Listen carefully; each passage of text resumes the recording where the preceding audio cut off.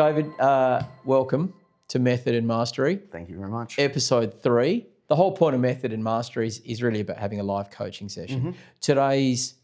My only aspiration out of today is we have a bit of a chat about your business. We've just had a very interesting conversation around philosophy, but also like digging it down into some practical things. Absolutely. Because we publish this to 13,000 people, and what I found really interesting about it all is some of those 30-second takes where there's nuggets of value from both yourself and hopefully I try and add some value to the conversation as well, just based on my experiences. So today's just about a live coaching session. Ask me anything you want, but I'm going to ask you a few questions to kick things off, and I've got a very clear idea of your philosophies now. But yeah, like I know you've had a few questions that you wanted to ask, but let's just maybe have a bit more of a general chat to start with.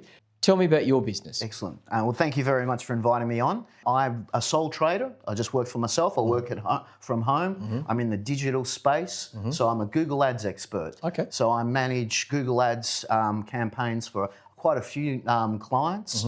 What sort of clients do you love working with? Well, most of my clients are mum and dad businesses, and I do prefer working with those sorts of clients. I love being on the journey with my clients, meeting them, and then working with them to help them build their businesses. And I'm also big on, I believe my services are not only about helping my clients, but the Google Ads, a large portion of that is helping people with problems find solutions. So I also get quite a lot of satisfaction out of my job in being able to do it well. So in the areas that I work, I can be pretty sure that if someone's got a particular problem and they go to Google and they search for it, that they're going to find a great provider that's going to be able to provide that service to help them.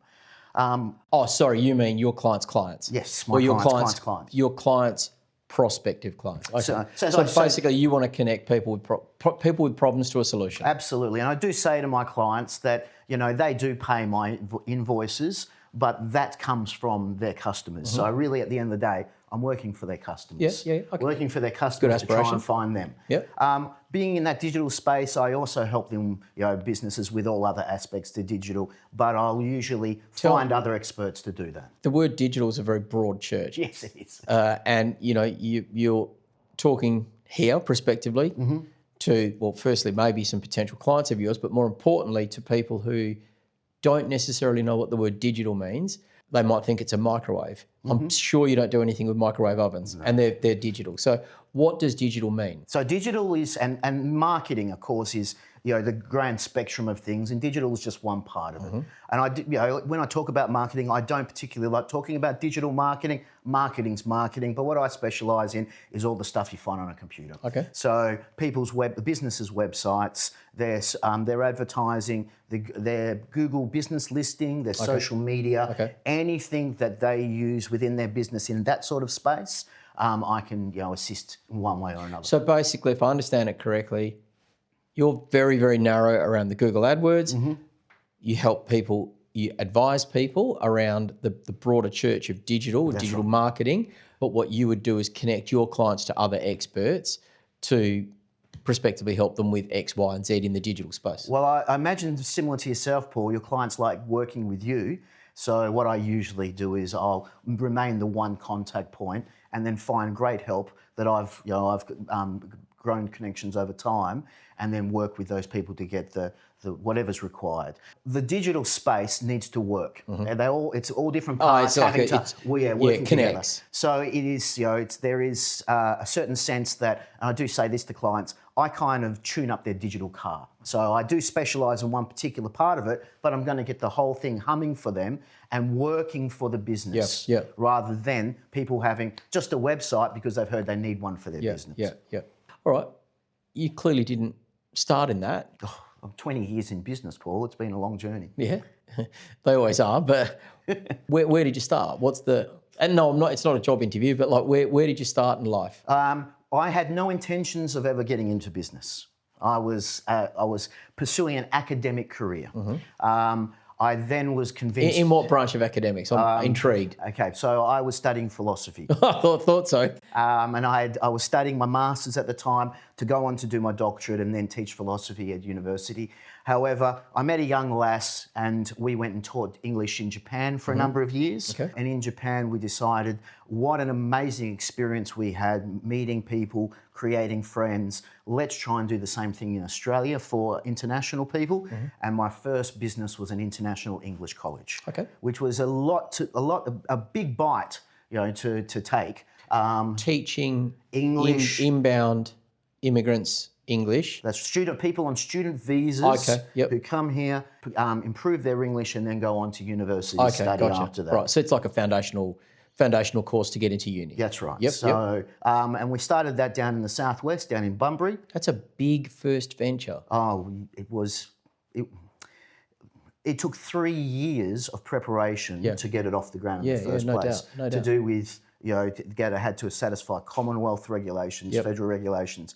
It was a baptism by fire into the business world. And we ran that very successfully for 5 years. Unfortunately, being governed by policies that are bigger than ourselves, in 2011, the whole industry was restructured. And most small institutions like us, we lost our businesses. Oh, really? Yeah. As in a catastrophic failure, or it kind of faded out to the point it just wasn't economic? Catastrophic failure. We saw the speech by the then Minister for Education, Federal Minister of Education, that destroyed the industry within a couple of weeks of that. I'm completely naive to that speech, but sure. Yes. That's a nasty piece of news, I'd imagine, to watch.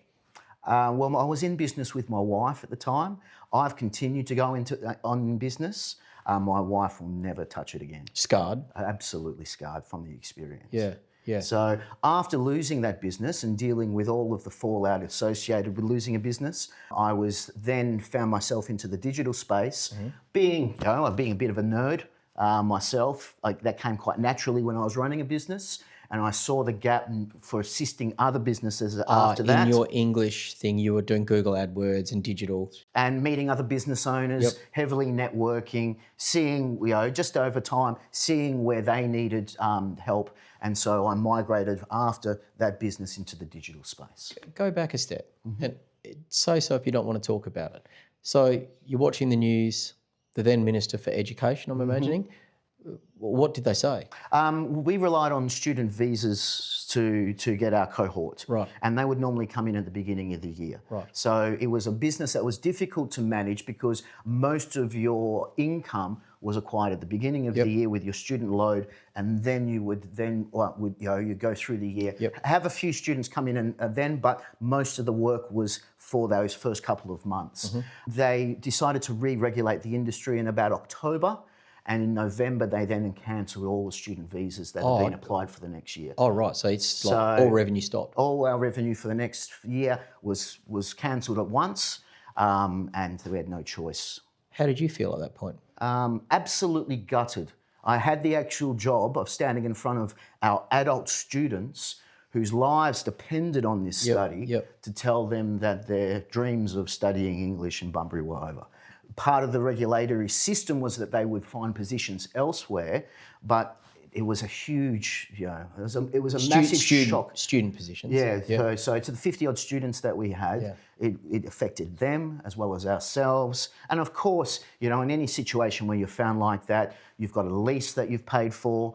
The requirements for the lease were always 5 years for government regulations. So you had, plus all your providers. So I had to deal with all of that within a space of a couple of weeks. So we went from a very profitable, growing business with great prospects, huge prospects, with relationships with Australian universities by that time, to nothing within 2 months. I believe it or not, I have an almost identical story. I was going to say, I thought you'd have the sergeant stripes.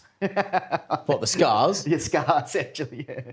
No, I had, maybe the time frame was a little compressed, and I don't know the magnitude of your business. Mine was about $65 million a year in revenue, about 700 staff. So internal, I think I had 60 or 70 internal staff and 650 or so external staff. it was providing interim healthcare staff for the government. I thought I'd hitch my wagon to the government because that seemed like the safest bet. Very, very low debtor risk, very low, commercial risk. Like the risks I was managing were pretty simple. It was down to occ health and safety and then just standard commercial risks. The GFC came along, and in all honesty, I thought when the GFC hit, I thought, wow. And I didn't think about it in these terms, clearly, but I did kind of think to myself, I'm literally the smartest man in the universe because I've hitched my wagon to the government and the government's always going to have money. It doesn't matter what happens outside. I'm fine. But that didn't turn out to be the fact. So the government, who are heavily reliant on their income, so their income was heavily reliant on royalties off the Northwest, redid all their models and were absolutely petrified that the Chinese were going to stop buying iron ore and that all the government royalties would disappear and it would put a huge dent in the state government's coffers. So the state government decided that they would stop the use of all external consultants. Now, nurses just happened to be wrapped up in an external consultant. So I went from $65 million in revenue. It didn't go to zero, but it went to about 25 million in revenue pretty much overnight. And I had actually sat down and, behind my spreadsheet and kind of worked out all the models and everything and thought, I can get through this. I'm going to be pretty badly scarred, but I can get through it. But I relied on a very big debt facility to fund the working capital required for that. And it's the global financial crisis. And the bank that I relied on was HSBC, right in the teeth of that storm. So I think the Tuesday was when I got notified about the government, and I think the Friday was the day that the bank rang me up and said, we're pulling the facility. So I understand the feeling. Like, I don't think I had any capacity to experience any feelings, if I'm honest, because I was so numb and so shocked. It was literally like I'd stood on a landmine and it went bang like that. But I went from running a $65 million business on Monday and the following Monday to sitting on the sofa in my tracksuit pants feeling pretty sorry for myself. And like you, I could not think of, my wife at the time was like, just go get a job. And it was like, in my head, it's like, what do you mean? Like, how can I get a job? I'm unemployable, essentially. So I get the feeling, and when the earth, like when the world is moving so fast and you're trying to manage a situation, when you've got 2 weeks or 1 week or whatever it is really like trying to catch a falling knife, isn't it? Look, the whole time is a blur now to me. Yeah. And I was having to deal with... What's that, 15 years ago? It's 2011, same as the GFC. So it happened the same time as the GFC. So from the outsider's point of view, it seemed to have been a victim of the GFC. Yeah. But it was a different type of situation. It was a cataclysmic event. It was just a cataclysmic event, and I am relieved that in the digital space, we're not. I feel. Again, I said before, I'm from Bunbury. We have the fishing industry. You grew up down in there. Bunbury, did you? No, I'm a Perth boy actually. Right. But I moved down there in 2006 to start the business. To be in any industry which is heavily government regulated is, to me, just a risky endeavour. So you look back and the time was a blur, right? Your wife obviously just went, Barley's, I can't do this business thing anymore. She is so scarred by the experience, she clearly won't even contemplate it. How do you feel about that now? What are the bads about that? Like 15 years later, what are the bads and what are the greats that you've... Give me the left and right. Again, you don't have to answer anything you don't want to, but like there's a lot of people out there. So we have a big cultural issue with failure. Yeah. And it's bred into us from school. And failure is not a bad thing. In fact, all learning comes from failure. Failure is a great thing, but for the feelings of failure. But yeah, and so the biggest impact that experience had on me was the impression other people had on my failure at the time, and that has followed for the last 15 years since that's happened. Do you feel like you've got over that? I certainly feel that I have made as much productive growth from that experience, but I'm still extremely disappointed in how Australian society looks at failure. I mean, for me, if you haven't failed, you might just be lucky. Failure is a certainty. It's something that has certainly happened, You can't deny it, and you can then reflect and learn off anything that you've gained from that. And I didn't get straight back into business. When I dug myself out of my hole and got out of my bed, I went and applied for a bookkeeping job. Right. I went and applied for a job that every day I knew at 5 o'clock I could do the numbers and the job was finished, and then I could go home. Okay. However, when I entered that job, they asked me to take on a managerial role to help run the business, and that got me back in the rhythm again. But I was at the time quite convinced that I wasn't going back into business either. So tell me, and it might not be the correct word or the exact word, but it'd be somewhere in the drop zone. Do you feel like you managed to work through that shame of failure? Forget how the world perceives failure. We can't change that. Like your own perception of your own. Again, I don't want to use the word failure if you don't consider it that, but I'll just use it as the nearest We did synonym. everything we could to succeed. So there's nothing that we can look at to say that we let the side down.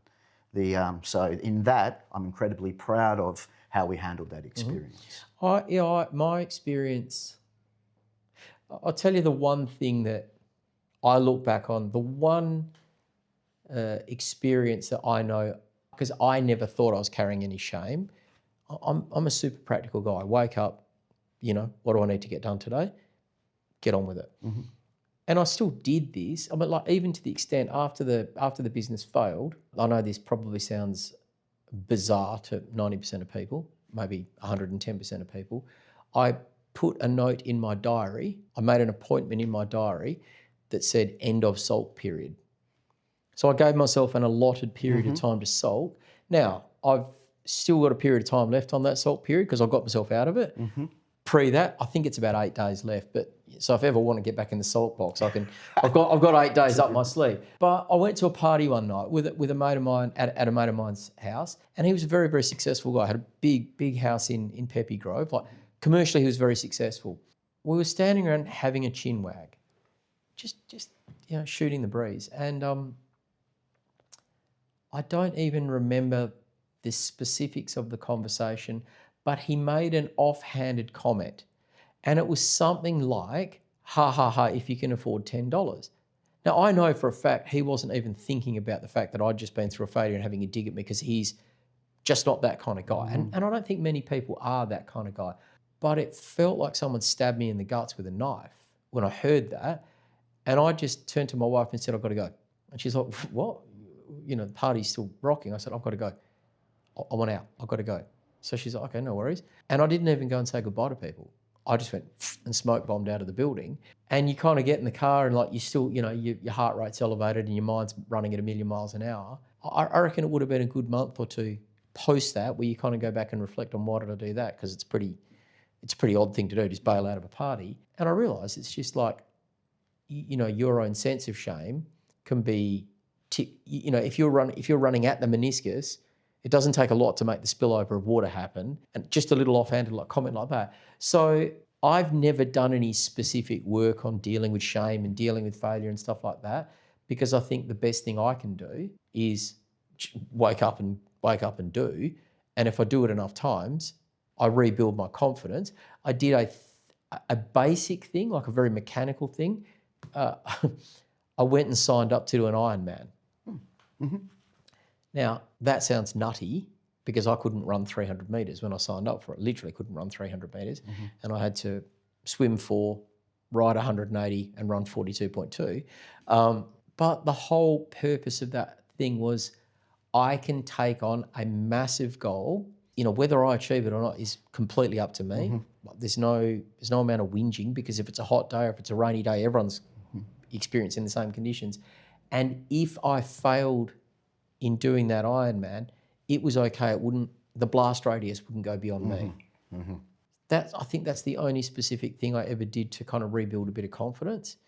Thankfully, I did it, and I was very, very pleased with my outcomes. But you know what you just said about like you'd done everything you could, you did the best of your ability. The parallel, I was standing on the beach. It's 5 a.m. and it's quite spooky down at Bustleton at the start of the Ironman because there's 2,000 competitors all standing there full of nerves, like looking at it like the abyss, but like your potential in a day of suffering. I looked out and I went, it was very strange. It was like this almost peace, to your point, of it doesn't matter if I only swim 20 metres and get fished out of the water and chucked in an ambulance. I've done everything I possibly could have to prosecute this Ironman in the best way I can. So failure, like, I have already succeeded. Getting the silly medal is a nothing burger. I've succeeded because I got myself in the very best place. Like, whatever God or the universe gave me as my genetic capability to do that Ironman, I've squeezed every last drop out of it because I nailed my training and preparation for that. Again, luckily or whatever, I did the Ironman and did it really, really well. I was super proud of that, the outcome, but it was the preparation, I think, really toward that rebuilt my confidence because wake up, do your damn training. Like, there's a training plan, follow the plan. Set a goal and achieve it. Just get at it. Yeah. No, I can appreciate that. So the blast radius is what stays with me. Yeah, okay. So the blast radius is something that I'm always going to be conscious of, and I don't think I'll ever escape. But I also did that alone with my wife and I. Well, not particularly, I would say that we weren't very social or we didn't have a lot of network connections in the business community at that point in time. And so what's the blast radius you're making reference to? well, the blast radius is all those who suffered. Yeah, as a consequence. As a consequence of shit, that, right? even though it's not directly my responsibility, it still has a blast radius. It's the innocent bystanders. And those I'm still, even today, if I meet people that were impacted by that, that's what hits me the strongest. How do you deal with that? Because they meet you, they talk to you, they're clearly not pissed off at you. No, well, a lot of this is what I talk about on our conception of failure. Yeah. Most of the people that got hit in the blast radius aren't particularly other business owners. Right, okay. So that's what's soured that sort of experience to me. There's no way to apologise. There's no way to explain it. And do you need to apologise? There's an emotional component involved, and not that I need to apologise or want to apologise, but I'd like better understanding of the circumstances. As in their understanding of you? Yeah, which is not going to happen. So I have to deal with the responses at the time. But it did teach me how important the business community is for business people. Yeah. The world's a tiny place. The world, like the globe is a tiny place. And it's kind of like you're either building goodwill or not. It doesn't mean you're taking from goodwill, but you're either building goodwill or not. I always say to people when they come to Perth, just be super careful about Perth. And they're like, why? It's really tightly connected. Bunbury would be like 1,000 times that. And I always say it's an easy metaphor. If you piss on one head, you're pissing on 90 at the same time. Just think about that. I'll always describe Perth as circles inside circles. Without a doubt. Because, you can talk about the accounting community of business owners. It's like, sure, there's the big four. There's the second tiers. There's all the suburban accountants. Then inside the suburban accountants, it's always circles inside circles inside circles. And you've got to know that you're inside a circle, which sits inside a circle, which sits inside another one. Be damn cautious, because the more of those little bubbles you pop, the more of those circles you pop, the harder it is to do business. Like, it just builds so much friction in how you operate your business, because that goodwill disappears. And like you say, completely unintentional. You did the very best you could.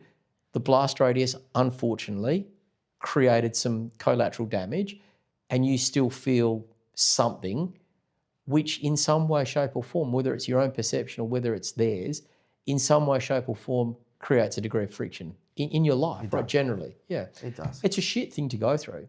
But still, I'd rather stay in business. That was the end. The decision at the end of the day was to get back into business. A thing for me? And yes, it is. And to get back into business. It's like your second wife, your girlfriend, your fourth kids when you've only got two. It's like this. It is a thing that people get highly obsessed with. I can admit I am. I'm obsessed with my business. I don't carry no difficulty with that. I'd always say that SMEs particularly, but let's just say the structure of a business has been the greatest force for good that mankind's ever seen. I don't think anything even gets within an order of magnitude of the positivity that business generally has created. I know that there's been some businesses out there, probably across time, thousands, that have done some really shit things. But I think in aggregate, take those 1,000 and say, yep, some did some really bad things. The normal distribution curve, business is a great contributor to the world. So I'm okay to be obsessed by it because I think it's a good thing. But I also learned that you need a business network. Well, a network generally, right? Well, to me, a regular group of business owners that you meet with, that you can sit down and share your journey with, and that they can relate to it. They get the joke. And they can give feedback. And I got very heavily involved in that. This is business number 3, data and digital business. Okay. Not business number 2. So let's go back to that. Sorry, I want you to hoop back to this. All right, so you had the failure with the language business. Do you mind me calling it a failure?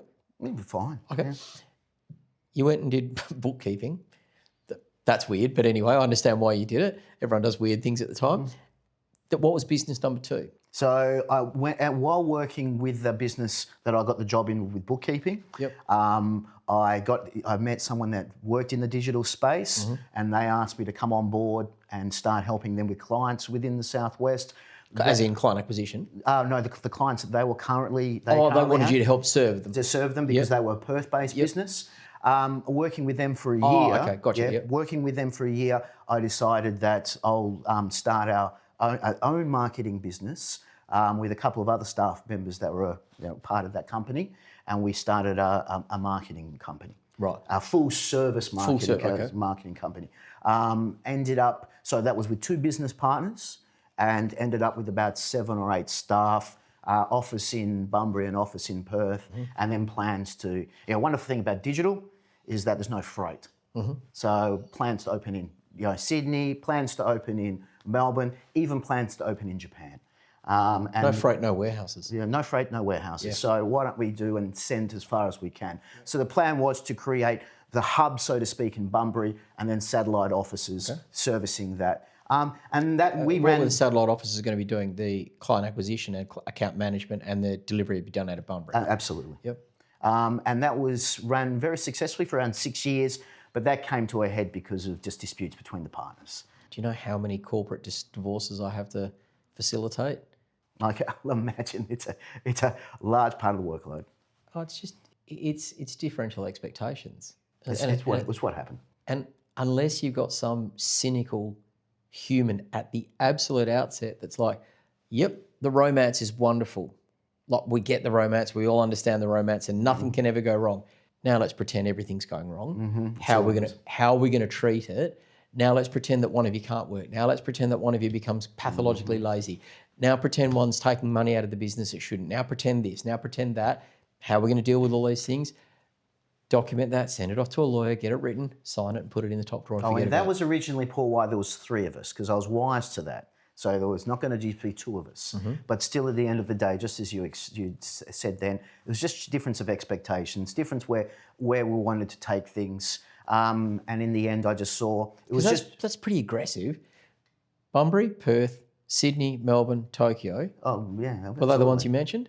Yeah, that's right. That's hyper aggressive. Well, I had the clash of family at the time. So exactly the same time that happened, my wife asked me to question exactly where my time was being spent. Yep. And I felt that it was just best for myself and best for the family to leave that business and just go out on my So own. you sold out of it, did you? I left. Oh, really? You just pushed your chips across the table and left it to them? Am I allowed to ask if that business is still going or not? Oh, the business is still going. And do you have any connection with those guys? Not at all. Right. No. That was just, it was a decision I made just to start the next chapter. Sew the old chapter up and start the next. So when did you start Data and Digital? 2021. Okay, so it's newish. Newish, 5 years, yes. Yeah. Okay. All right. Now go back to the thing about networking. So you said like your wife and you were doing the language thing solo. You did the marketing thing, I'm guessing, solo, because it sounds like you were just buried in it to even work. We did everything solo. Yeah. Are you still doing things solo? The majority of my business, I prefer to do myself. No, but like without a network. Oh no! So my network now is, I'm in exactly the opposite space. Oh, great! Tell me about that. So back with the college, we just worked too hard. Yep. It was just a simple case of that. We had a small network that we would see on a Friday evening down at the chamber for a few drinks, and they did help. but it taught me that lesson taught me that I needed a closer network.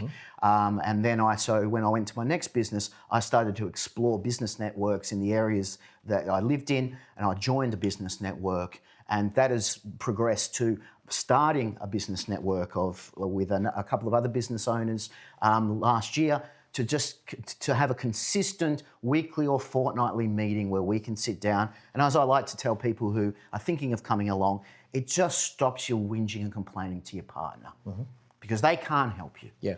So instead, we can sit and have a coffee and a few drinks, have and sit there and share each other's problems, but also, Paul, share information, share knowledge, share what's going on, help each other as small business owners, grow out each other's businesses and adapt to the environment. Because as you know, what's been happening in the last couple of years, we can't tell what's going to happen in 3 months.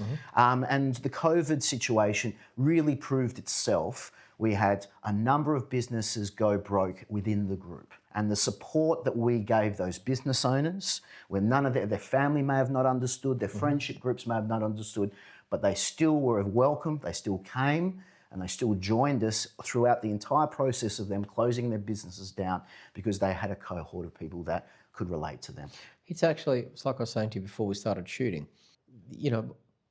I've done this one-to-one coaching for 5 years, I think. Yeah, 5 years. And I wanted to grow that business, and I wanted to be able to help more people. The price point or the investment that I need for one-to-one coaching to be a let's say feasible activity is just out of the range of probably 97% of businesses. And I'd set myself a goal. Yes, I'm a goals-oriented person. I hit that goal, then I thought I'll just double it and go again. And then realised that, well, no, that's not actually maximising impact. That might maximise financial outcome for me, but it doesn't maximise impact. So off the back of that, I started this Ignite program, this group coaching program. And to your point, it was very much at the outset around just these 12 systems that I know every business needs to implement in their business. And I know it not because of my own eyes, because the immense amounts of research I've done on this point me to the idea that those 12 systems are like the cardinal systems in a business. Anyway, over time, you kind of observe and you watch and you think, and I could see the loneliness in people's journeys. And nobody would ever come to an Ignite session, a group coaching session, because nobody would, and stick their hand up and say, hey, I'm really lonely. I feel like this is a really solo journey and I feel like shit. No one would say that, because what do you get when you're in a group situation like that? How are you going? Oh, flat out. Yes, that's Everyone right. says the same Busy. thing. Yep. It's busy. You'd go to any network event. How you going? I'm busy. Oh, great. Yeah, what about you? Yeah, busy too. We wear it like a badge of honour. Yeah, it's a weird thing. I don't think everyone's ever going to be saying, I'm lonely. But I have one-to-one conversations with almost every single Ignite client, as much as I possibly can. And you'd hear it in those conversations. Or you'd hear it like the late night text. Hey, I'm working on this. I'm a bit confused. Bit confused means I haven't got anyone to run this by. It's another word for lonely. So I just thought, I know one little way to solve this, and that's these 4 curated social events, which are specifically intended for people to socialise. There's no business talk, it's just social talk, but it's social talk amongst business owners, because your friends, your partner who's not in business, they don't get the pressures of business. And sitting at a dinner table, just having a chin wag, kind of creates a bit of a connection. So I had this one pillar, like the whole Ignite thing started with one very single pillar, which was you have to master these 12 systems. And then I thought, I'm going to add a second pillar. So the second pillar is specifically connect. And there's 3 contexts of connection, which is to your sort of similar to your networking group. There's a business connection. They form a business connection inside their Ignite chapter. The whole Ignite group is set up as individual chapters. Then there's personal connections. We do a boot camp twice a year. Our esteemed cameraman, Kian, came along to the last one we did, which was up in Bali. And you form very deep personal connections because you're looking inwards at those, and you form deep. There's a lot of inwards thinking. And then the final one was social. So that pillar now has business connections, personal connections, and social connections. That's a whole brand new thing I added to my program, Ignite, because the necessity is so great. Like, you leave people out on their own, even if you're giving them all of these great systems, they're still on their own. And business is a team sport. Doesn't matter if you've got a team or not. Business is a damn team sport. You can't live on an island, because if you live on an island, like we spoke about, circles inside circles. Like, you've got to be in the community, and the more points of connection you've got, like, the easier it is to grow.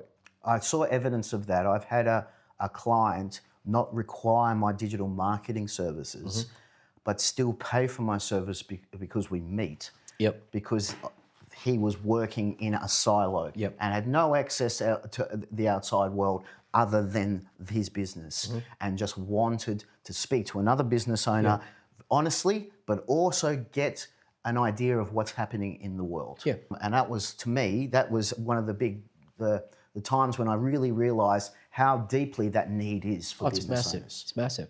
And like, I hear all this jibber jabber about AI and everything's going to get done by AI. And firstly, I just think it's utter garbage.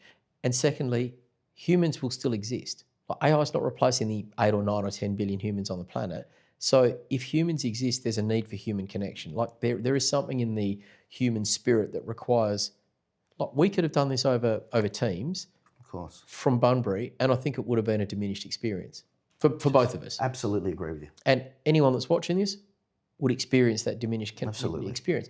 That was sitting here makes it a different thing, like the pheromones or whatever you want to call it.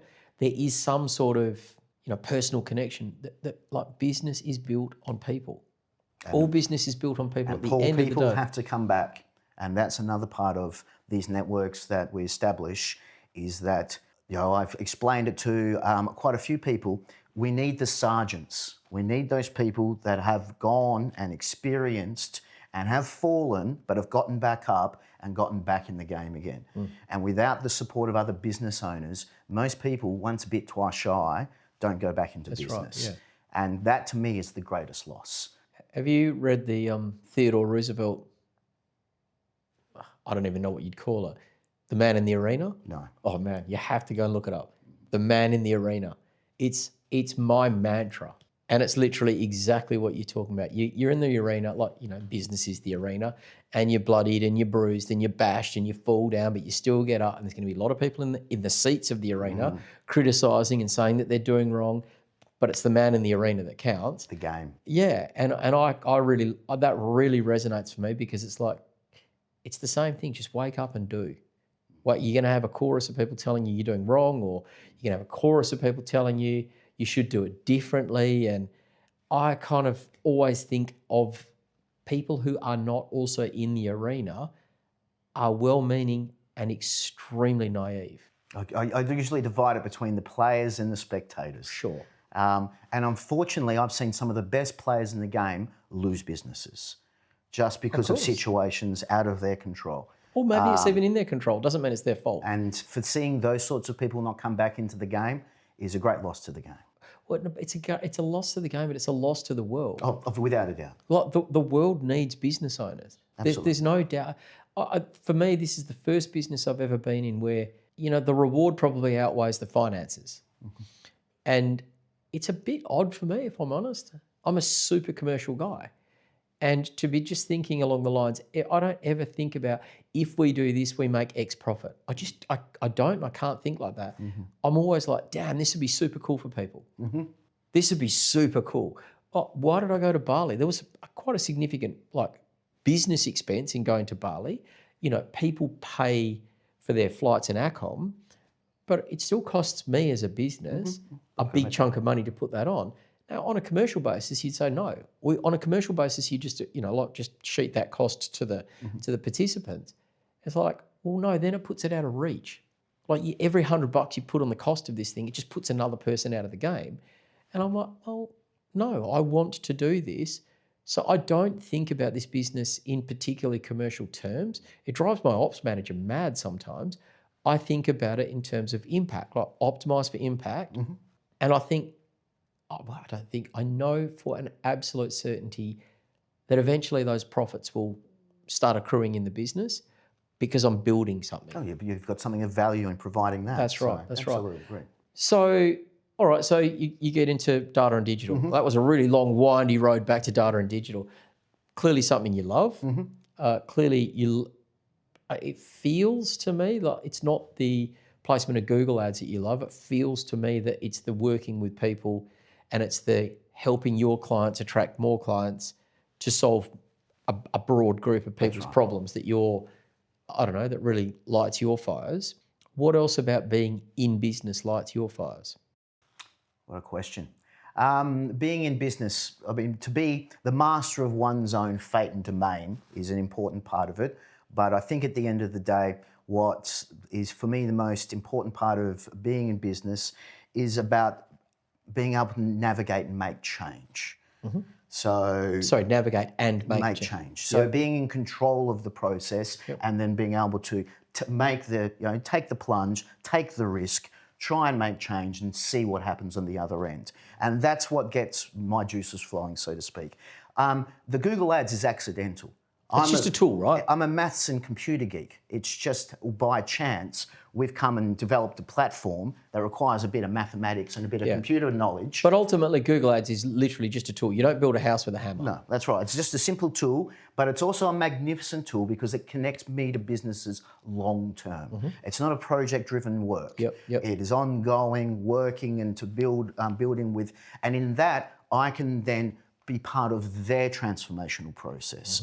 So yes, I do Google Ads, but I also work with, and I've worked with hundreds of clients now, I've also heard all their mistakes or been witness to their mistakes or been part of their mistakes. And so I'm able to use all of that vast experience of not what to do to be able to sit in front of clients and talk about any aspect of their business to them.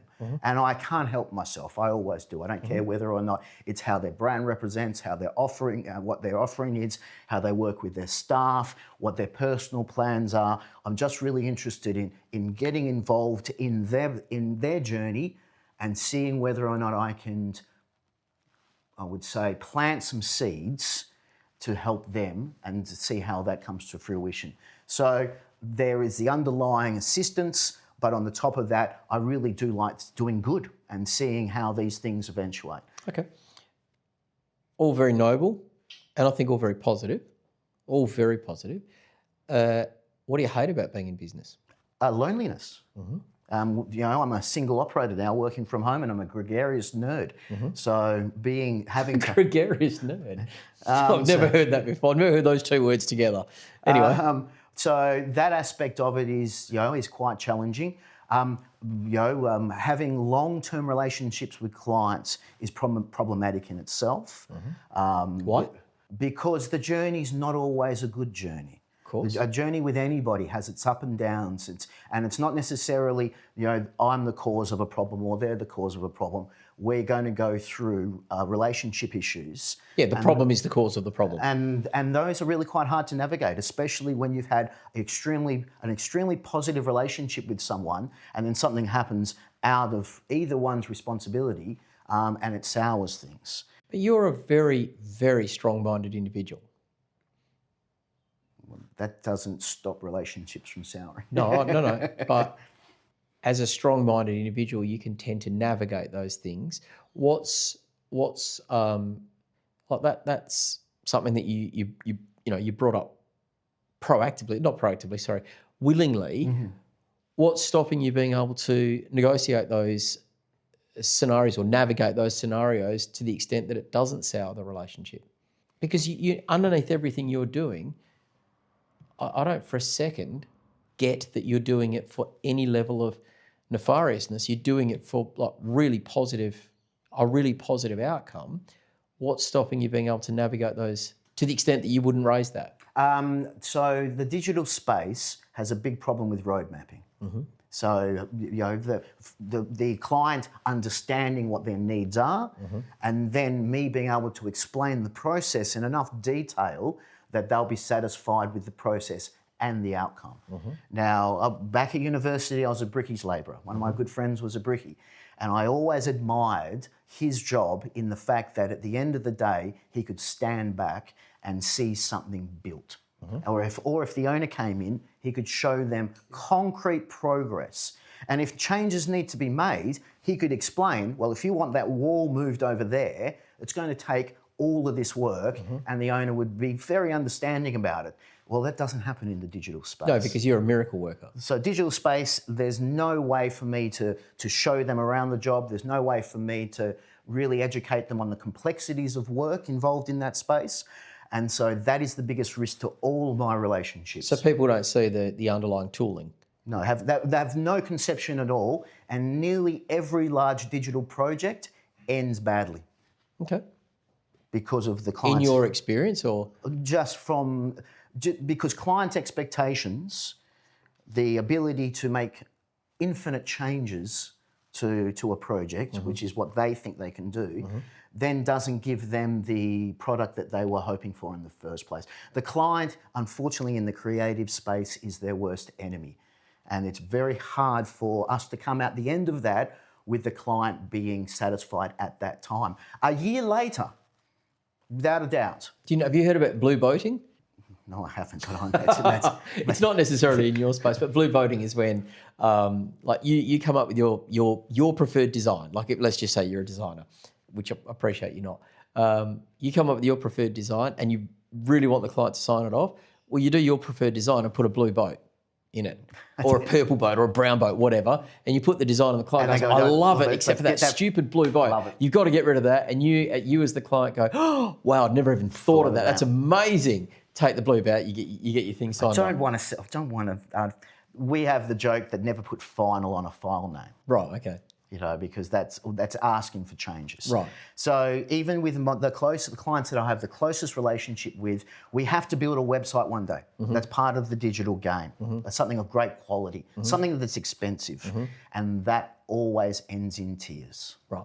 Well, you should blue boat every website now. I think I will now. I think I'm going to put a 3D stupid spinning logo in or something. But that is probably one of the hardest points of navigating. If the need for project work didn't exist, then my job would be... But don't your retainers cover everything you need? No, I don't work that way. Okay, right. No, when we need the project, we need the project. Right. And every client, every 3 to 4 years, needs a project. It's just part of it. Needs their website. Needs something refreshed, something redone. It's the analogy I draw is that like shop fit outs always look tired. If you try and flog a shop fit out for 5 years, at year 3 it looks like crap, right? It looks old, it looks tired. You refit your shop. Like all major shopping centres impose upon their tenants that every 3 years that's right. they do a full refit, right? Well, a website is just like your shop front. If you're not refitting it every 3 years, that's right. And they do look tired, man. They look really tired. Even the wording needs to be kind of zhuzhed up a bit. Google's game, they'll give you 20 to 30% discount on your advertising for a crack website. So it's not just there's a financial imperative. There's a financial reason for it. So, but that's probably the largest challenge operating, as a single operator. I mean, you've got that life-work balance, but I love what I do. So there's no such thing as a work-life balance. See, I don't believe in work-life balance. No, nor do I. I tell you why. I think it's a confusing ideal. For most people, it's a very confusing ideal because if you're running your own business, like work-life balance implies a specific percentage that you attribute to work and a specific percentage you attribute to life, right? Well, let's just say you're in your non-work time and your biggest client rings you. Well, straight away you've got confusion and stress. What do you do? What do you do? Like, do you just say, sorry, I'm in non-work time? I'll call you back. 90% of clients would say, no, you won't. No, you'll be taking my call now. I don't care if you're at dinner with the family. I don't care if it's your kid's birthday. They will mandate it, and it upsets people. So I think it creates a stress that is almost unresolvable. I'm a big fan of freedom, and for me, freedom has 3 parts: time, money, and choice. So freedom of time is, it doesn't mean that you're only working 30 hours a week. But you can choose to work 80, you can choose to work 20, but if you've structured things well and you've moved towards something where you've got these structures right, you can choose. I mean, I'm going on holidays as of tomorrow night. Okay, I'm going for 3 days. It's not a big holiday, but I've binned my diary. for those 3 days. So that's the freedom of time bit. Freedom of money, I think it's a radically important thing, and I don't think enough business owners are pursuing a return relative to the risk they're taking on. Fair enough. I think because I just look at it really basically. Let's just pick 200 as a rough number, right? It puts you in the top 5% of earners. But most people who are running a business would be capable of getting a job for about a couple of $100,000 a year, most, right? So why take the risk in your business and why put yourself through all that stress and pressure if you're not getting more than 200? So your baseline should be relative to what you can earn in the market, and it should be more. I don't think business owners think enough about that. So that's where freedom of money comes in. And like earn enough to make the decisions you want to make in life without thinking, oh, we have to sacrifice somewhere else. I don't think that's a bad thing. I think it's a good thing. You don't need to go and buy boats and Porsches and massive houses. I think that's all kind of a bit hollow and a bit like designed almost to impress other people, not enrich your life. And then when you lose the things, life's pretty tough. And then freedom of choice is really about, well, do I want to stay involved in this business, or do I want it to be run under management, or do I want to just sell the thing, or do I want to shut it down? There's like freedom to choose what the hell you want to do in life, freedom to deploy your time, and freedom to deploy your money. That gets rid of all of these worries about, like work-life balance. Because it's like, well, some days I win, some days I lose, and that's cool because I've always got the wins and I've always got the losses. Like that's where I think it all distills down to that freedom. And if you think carefully about freedom, again, business is a great vehicle to deliver freedom if done well. Like an outstanding vehicle versus going and working at BHP where you're an indentured slave. That's right. And you get paid more, sure. But the second the iron ore price goes down, they're marching you off the premises. I would say you're probably at even more risk. Small business is risky, yes, I agree. But at least you're in some control of what's happening. Yeah. So I completely agree with that. Okay. So that's what you hate about it. You had some specific questions you wanted to ask me. As I said at the start, this is a, think of it as a free coaching session. Take from it as you choose. But like you had some specific questions about your business that you threw in an email. Oh well, I mean the main question, of course, was retaining that client relationship over time, through the bad and through the good. For me, that's still something that I'm practicing. Being able to work successfully with clients over time, road mapping projects so they don't end in tears. But then I'm also interested, I do hope to take on some staff in the future. I've got a big problem in handing clients over to others. Because you don't trust, or because you've been burnt with the quality of staff you've hired? Well, I do. So I am focused on the quality of my services and completely understand that if I do get someone to work for me, they won't be providing the quality that I'll be providing. I do accept that. But I also understand that I can't I can't wrap my clients in cotton wool and barbed wire, so to speak. They're not that precious. I should be able to hand them over. Yeah, they're not Fabergé eggs, right? No, that's right. I have a big problem in that kind of... Even when I took on staff in the previous company, I still retained my core group of clients and would let anybody touch them. Okay, let's unpack it question at a time. How do you maintain long-term, high-quality, low-friction relationships? Well, first of all, you can't. But how do you maintain long-term, high-quality, low-friction relationships? It's an aspiration I don't think you should pursue. Okay. Notwithstanding that, underneath everything should be all about just continual adding of value.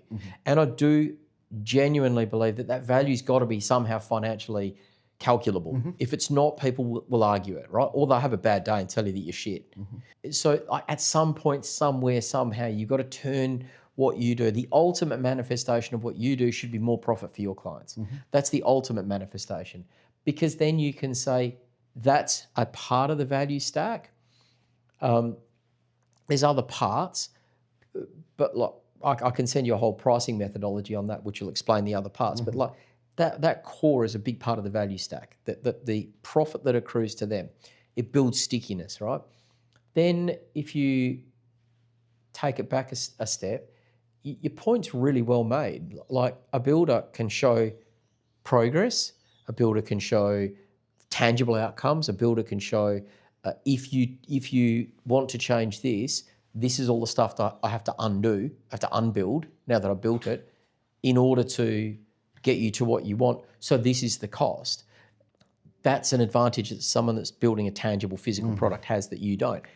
But 99%, it's probably not 99%, let's call it 75% of businesses, maybe 60%, the vast majority are non-discrete professional services B2B, which you are as well.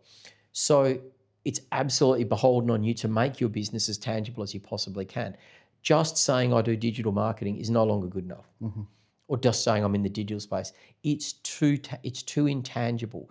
It's too open to people's interpretations. If you go and see a lawyer, you know exactly what a lawyer's going to do, right? Now, I know there's some subtlety in that, but you know a financial planner does these specific things.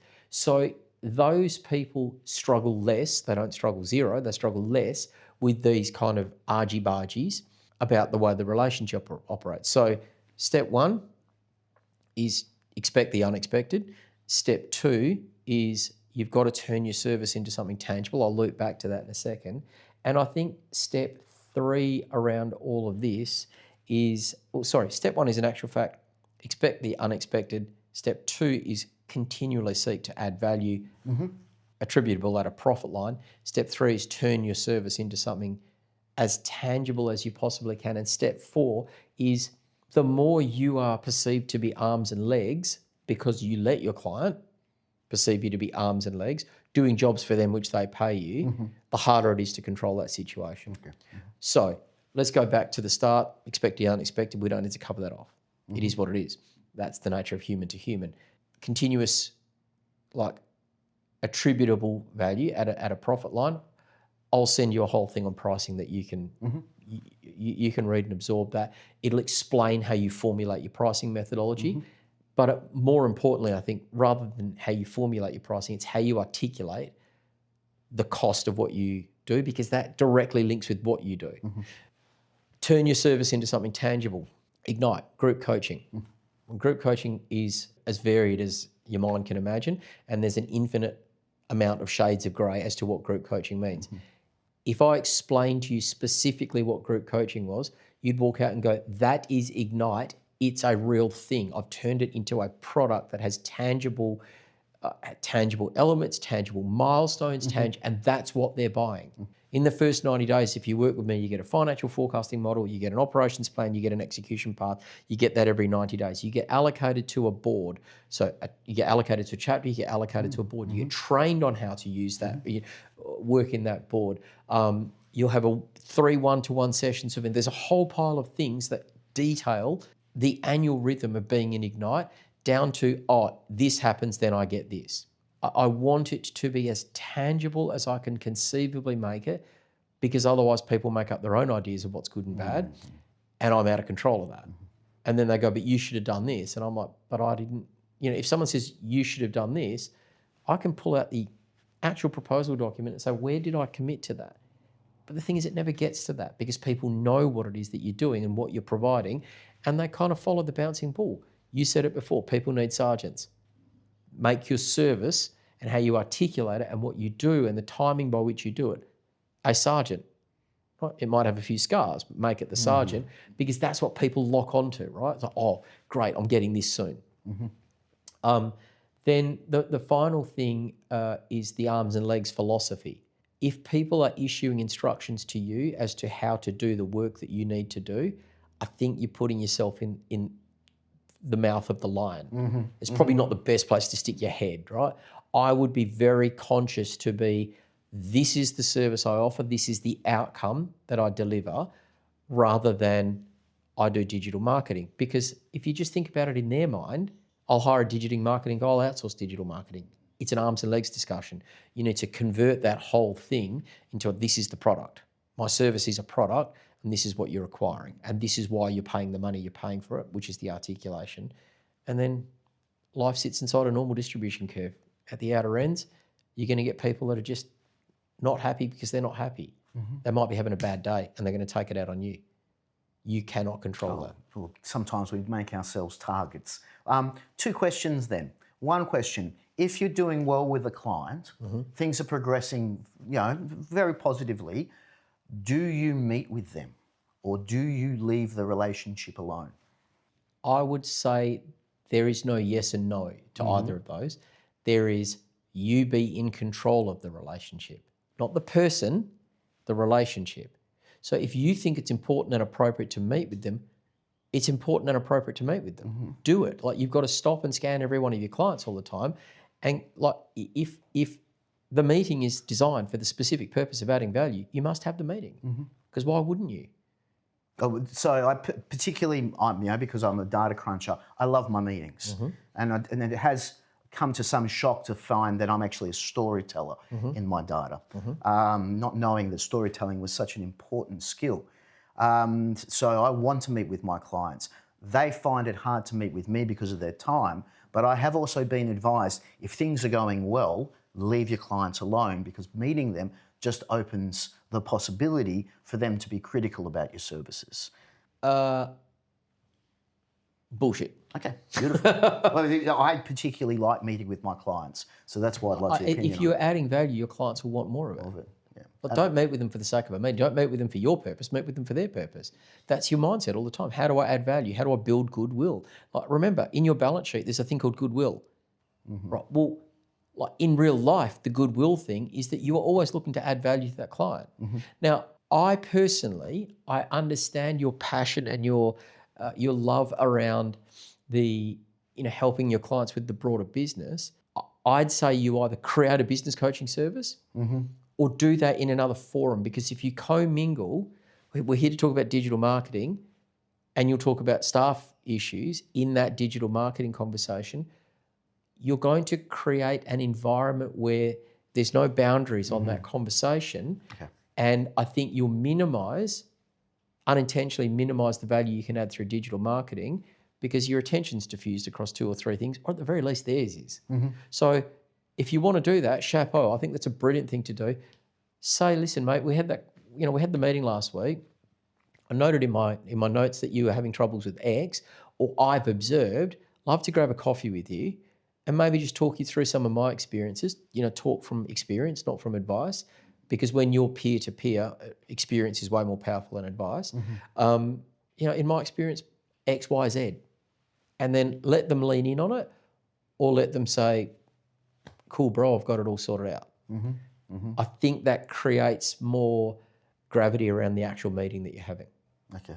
Yeah. I mean, I particularly, being a single operator from home, like my meetings, and always find opportunity in meetings. Yes, of course. So I don't generally see them as a barrier, but I have, had been advised before that if things are good, leave it. Do you know the most dangerous client, the highest risk client? The quietest one. The quietest one. Yes, I can appreciate that. Yeah. I appreciate that. Yeah, don't let them, just control the relationship. This is what we do. We have a monthly meeting. Build it into a cadence of like how you engage. When you productize your service, this is the cadence of activities that we do. We do it because of these reasons. People get it and they'll follow on. And then you structure that meeting in a really effective way. I like the storytelling around the data, but like have a very disciplined structure about how you run that meeting. Again, I can send you some resources on how to run an effective meeting. I can send you some resources on how I think. It's not how I think. It's literally, I'm a research guy, right? Like stand on the shoulders of giants. I don't need to solve problems that have been solved. I've probably researched 150 different companies who are leaders in pricing, and I've sought their methodologies and I've distilled it into something that makes sense for SMEs. So that's the basis of it. Pricing is always an interesting little ordeal. It's never just, I reckon you would love this document. Good. You had a question around hiring staff and handing those relationships over to. That's right. Well, I listened to an absolutely brilliant podcast series by a guy called David Senra. And David Senra, the best thing about his podcasts is I'm like the Temu version of his podcast. Okay. He is the best interviewer, and he gets guys like Daniel Ek from Spotify, Mark Andreessen from Andreessen Horowitz, Toby Lutke's the guy who started Shopify. Like, he gets these superstars. Do you know one thing about those guys that I noticed? They all stay very close to their business. So, you know, this whole idea, just delegate and elevate and all these kinds of cliches that you hear, they stay really close to their business, but they pick the thing that needs their attention and they get really close to it. So I would say that if you're going to, I'm going to phrase it differently because I know you take umbrage to the word growth. If you're going to serve more clients and you want to add value to more clients, you can't have carriage of those relationships, space, and you need to stay close to it. So you've got to hire absolute superstars, A players. And I think when I talk about A players, people hear, oh yeah, hire a good person. No. An A player is a very, very particular beast. It's the top 10% of available candidates in a market, in a role for a salary. And there's a very specific way you can achieve that, which is structured chaos. There you go. We'll meet in the middle. Structured chaos, which is exactly what it is. It's structured chaos. Basically, you're gathering as much information as you can about a person with the specific intent, believe it or not, of proving that they're not an A player, because that's the scientific. That's the scientific method, right? You don't seek to prove anything in science. You seek to disprove it. That's right. Yep. Well, you seek to disprove that this candidate's a viable candidate, and in doing so, you prove that they're a great candidate. You'll get absolute superstars from it. You must, at that point, delegate responsibility of that relationship to that applicant or that staff member, but stay damn close to your business, which is stay close to the quality of work you're doing, stay close to the broader service offering that you do, stay close to those things which are materially important and only you can deal with. No one else in the business can come up with product. In an SME, the owner is the chief product officer. So that they'd be the two caveats I'd say. Is hire A players. There's a B player and a C player. So B players attract other B players, C players wreck your business. Okay, I like that. Yep. So hire A players. So I'm looking for the extroverted geek, and they're pretty hard to find, because that leads me on to my second concern. If I don't go this way, what I do is I lose clients as they reach certain levels of their business. You'll flame out. They for some reason, there's the expectation and the need for a boardroom. So you get to a certain size and they want a boardroom. And they'll leave me to a larger marketing business, even though the people responsible for the work being done in that marketing company are less skilled and experienced than I am. Yeah, but there's a reason why, and it's really obvious. Because they like boardrooms. No. Risk. So then that is one of the, if I'm losing a client, I'll lose two of clients to that before I lose one client to just the relationships or service or whatever. I would imagine you don't lose any clients through lack of service. Yeah, sometimes Google Ads just doesn't work for people. But besides that, I'll commit, and therefore I'll lose. You overserve, and then losing clients to that is actually quite a grievance. Of course, but they're doing it because risk, and the risk is basic. Yeah, fair enough. What if you get toppled over by a bus? Yeah, that's right. But they can't manage around that. And if their business has grown and it relies on the service you offer, it's a natural thing to move on from you. So you either grow with your clients or you lose them. Now, it's okay. It's okay if you position yourself as the guy that gets you from no digital marketing to the next stage. That's an okay thing. I wouldn't do it because you just said it yourself. They're solving a part of their problem stack with a lesser solution, because part of the problem stack they're solving for is risk. They're solving the risk problem with a lesser solution. They're making a specific, explicit trade-off, and they're telling you that.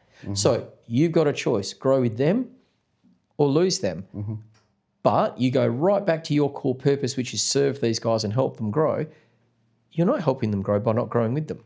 So that's what happened with the second business. This first marketing company grew out of that need, out of the need that my clients grew. We had to grow with them. With them, yeah. So now if I want to stay small and agile, mobile, like myself now, I really just have to accept that as an inevitable conclusion of my services Or grow with them. or grow with them. But where you got to with that previous business, I would say is a function of unstructured chaos.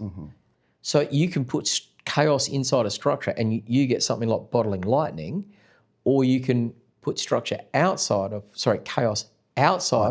a structure and you get complete, uncontrolled nuclear fission, or you can put structure with no chaos as your three options on the combinations and permutations chart, structure with no chaos, and you get proceduralised deterministic businesses that die anyway. You get franchises, and I know you hate franchises. So franchises are structure without chaos. Businesses that just flame out are chaos without structure. Businesses that grow really well, really fast, and the owners don't end up burying their life in it are structured with chaos inside it. The container is the structure. The chaos is how the structure is executed. That's what I do. I'm very, very powerfully aligned to that concept of structured chaos, because I don't know if there's any, like the world now is being reduced to what? Thousands, if not millions of iterations around the same solution for the same problem, which is chaotic, right? Because you don't know the output of one iteration to be able to determine the input of the next. So you just have to kind of chuck your cowboy hat on and YOLO it. But you're YOLOing it inside a structure. In other words, it can't infect other parts of the business, but you can get way better results. This whole boot camp thing, in a minute when the video's off, I'll show you the video of the boot camp. It's mind-boggling. Like, I'm still amazed that we've got to something where I'm able to motivate 25 people to dedicate 5 days of their life and come to Bali, of all places, like get on a plane, like it's a high-friction exercise. 25 people went up there and listened to me speak for 3 days. That came out of the idea of structured chaos. 3 years ago. The event itself is quite chaotic. But 3 years ago, ask Kian, he would not have looked at it and when it looks chaotic. Behind the scenes, it's hyper chaotic. But in front of the scenes, it's very, very delivered very slickly. And but 3 years ago, this boot camp idea came about because I could see people struggling with certain things, meta skills. Yes. So I invented the idea of meta skills. It just so happens that they seem to be the skills that are going to be most important in the world of AI. I run these boot camps. Why? Because it's important to get out of the office and away from the chaos in order to extract the value out of. And like they're called boot camps for a reason. They're not retreats. Like, it exhausts people to the point of collapse because you need to be able to fail safely. So it sets a good environment for that. That's right. And a chaotic environment, something good's going to come out of it. Of something course. Interesting. So long as there's a bit of a containerisation. That's exactly right. Structure. Like, I wouldn't exhaust people and then push them until they're broke, because then you get sort of like damage. I'm not interested in that. I'm interested in serving people. I want to take people right to the edge of what they're comfortable with in an environment where if you blow up and make a really bad mistake, it's kind of like, so what? So my probably biggest challenge as far as the progress of the business now is deciding whether or not to stay as I am or to start to grow, because the growth phase in any business means that by the very nature of my role, it changes. Yes. And I really enjoy what I do now. Well, let me ask you this question. Do you want to decide the change that you make, or do you want the world to decide it for you? So that's an interesting one. I'd prefer... Because you and I have both been through a situation where the world decided the changes we need to make. I prefer to be in a medium of control. I understand that I'm screaming down a river that's going in a direction that I don't particularly know, and there are forces at work, but I'd like to have a paddle in my hand, so to speak. So I'll tell you what I would be saying to you. Choose the path of growth, not for the sake of growth, but for the sake of serving more effectively and at a higher level. I do think growth is your responsibility, but not for the sake of Porsches and big houses. I think that's not growth. I think that is superficial rubbish. I think for the sake of serving people more effectively, you know how I always characterise it? People get very caught up in inwards, like looking at themselves, and backwards, looking at what's happened. Why? Look forwards and outwards. So forwards being What's the brighter future? What's the better thing that we can do? What's the nicer thing we can do? How can we serve people more? That's a forwards-looking argument versus a backwards one. I tried that before and someone screwed me over. Yeah, guess what? It happens. Forwards and outwards, which is like, how can you serve people? If you're looking outwards, you're not caught up in your own woes. No, I agree. I'm also looking to try and create something new. And you can't do that by focusing on the past. No. It's impossible to do. Yeah, but staying the same is focusing on the past. It is, I agree. It's preservation of the franchise. You have to destroy the franchise. A part of chaos is what? Destruction. Yes, unfortunately so. But no, I agree. What is chaos? Isn't it entropy and entropy? Well, for me, chaos is just unpredictable order. No, but isn't the scientific definition of chaos entropy and entropy? In every system of absolute order, absolute chaos eventually reigns, and in every system of absolute chaos, absolute order eventually reigns. So you just got to kind of work through the flotsam and jetsam of that. And have you ever looked at a Mandelbrot set? Yes, of course. Yes. Well, what's the unique characteristic about a Mandelbrot set? So, well, it's infinitely. No, exactly. No matter how much you zoom in on it, it looks exactly the same. So, like, if you think about how does that apply to the real world, chaos theory, order to chaos, chaos to order, infinitely zoomable. It doesn't matter how close you get to the problem. There's always chaos and weird. It's always the same. It doesn't matter how much you zoom out. It's always weird and the same. Accept it. Forwards and outwards. Not inwards and backwards. Yeah, I'm just going to have to see how, being in the position before where I manage staff, whether or not I want to be the manager of staff again and their expectations, or, like I say, just to sit where I am. But it's very difficult to sit in one place. Can I pose a thought? This is not a flex, it's a fact. Across time, I've interviewed about 40,000 applicants. And just by virtue of pattern matching, not a third eye, I can pick people. You should be very confident in your ability to lead people and manage people. I think you would make an outstanding manager and leader, and perhaps in your prior business, there was other variants of the issue that interfered with that. You would make an outstanding manager and leader because you have a very clear vision. What does a leader do? We're going that way. Right? Now, before we started rolling, you were very, very firm in your views around a few things. I love that. People like that. People like that. That's what attracts people to a leader. Right? So you're very firm in your views around growth for growth's sake. You're very firm in your views around what I would call minimalism. Like, you have very, very strong views on things. Well, leadership is all about being polarizing. People love you or hate you, and that's the sad fact. You're prepared to be polarizing. That will make you a great leader. That will make you a great leader. That'll make you a great manager. Yep, there's some techniques and there's some tools that you can apply. Fine, that's kind of easy. But the propensity and the appetite to do it, if it's not natural to you, it's a big step to take. Everyone can take it, but if it is natural to you, chaos within a structure. All I provide is the structures. Oh, you're sounding like there's even maybe an ethical responsibility on my part. I would say moral obligation, genuinely. And that's a struggle with myself as well. That is a moral obligation you have. My grandma used to say to me, the strong must look after the weak.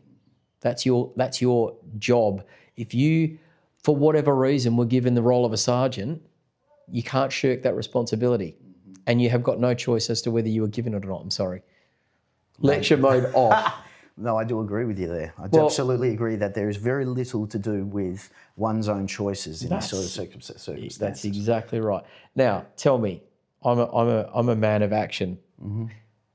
Out of today's session, what's the one or two things that you're going to say, I'm going to go away and specifically take action on? I'll be certainly, from this session, I'll be certainly focusing on the relationship I have with my clients and looking at that a little bit more in depth and looking at the meetings that we have, because they are probably a little bit too chaotic at this point in time. And therefore, as you rightly said, my clients' expectations of those probably aren't as clear as they should be. So they understand exactly what I'm delivering. But also to look at that, not to know that there's no secret to a successful long-term relationship. And just really to work with my clients and see how we can navigate that space. But know that I'm not missing something, so to speak. You know, after all the people that I've spoken to and listened to, there isn't a catch-all solution to There's no magic, no magic tricks. Just hard work, right? And I'll still just think about expanding, you know, because there are other considerations, of course, that I have. 100%. But who knows in the next 5. I've still got one thing that I'm very lucky for, that even though I still have 20 years experience in business, I've probably got about 20 years to go. Yeah, perfect. So I'm at that midpoint, and I'm being able to use what I've learnt and the experiences I had in the last 20 years. I do want to accomplish something in the next 20. So I don't know how old you are. I know you're younger than Rupert Murdoch. Rupert Murdoch is 93 and still active in his business. Yeah, well, I don't see, and I imagine you're very similar. For me, there's no retirement. No, I don't think about it as work. This is I'm having a lot of fun doing what I do, and I'll continue to have fun as long as I possibly can. Okay, I want you to do one thing for me right now. I want you to look down the camera's barrel. I want you to say your company name, or your name, your company's name, and how any prospective clients can get in touch with you. Hi, I'm David Byrne. I'm from Data Digital Marketing. If you'd like to contact me, email me on david@dndmarketing.com.au or just go to my website. Perfect. Mate, thank you very much for your time today. Oh, thanks, really mate. appreciate it. It's been a really interesting conversation. I always enjoy hearing people's stories, mate. Like, you know, as much as, you know, business coaching's my game, stories and people's journeys are what I'm passionate about. And I'm really passionate about helping people, at least agitating people to think. And I hope I've achieved that today. Yeah, you certainly have. Thank you very much. Excellent, mate. Well done. Thank you.